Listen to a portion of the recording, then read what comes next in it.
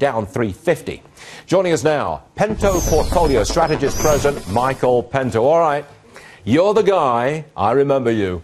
You're the guy who said months ago, get out of stocks, get into cash, there's a big decline coming. You want to take a victory lap? Well, listen, there's only one God, and it's certainly not me. So, you know, I've been wrong many times in the past. But what do we know? The situation is very clear. You have slowing U.S. GDP growth. The Atlanta Fed has Q3 at 1.2%. You just mentioned the ISM manufacturing data. That's slowing. Global growth is slowing. The Fed is threatening to hike rates into a slowing rate of inflation. That in of itself would be disastrous. But then when you take that into the context in the fact that the market is almost at a record high in relation to the economy and in relation to sales and revenue, it is a definite sell here right now. Okay. I'm looking for the S&P to go to around 1,600, and then I'll reevaluate. Okay, now look, now we've got a new low for the Dow Industrials for this day. We're off 372 points.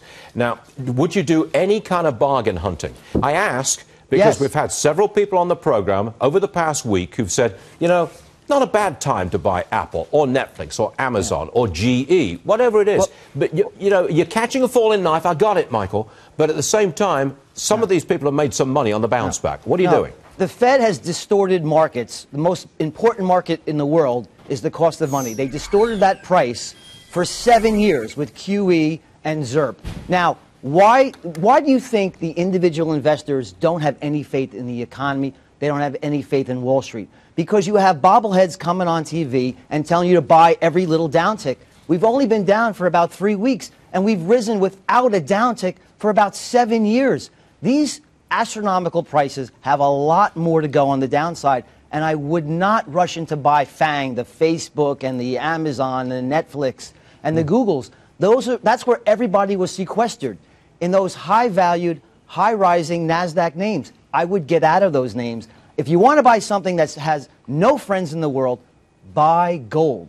Those gold mining shares have down 85 to 90%.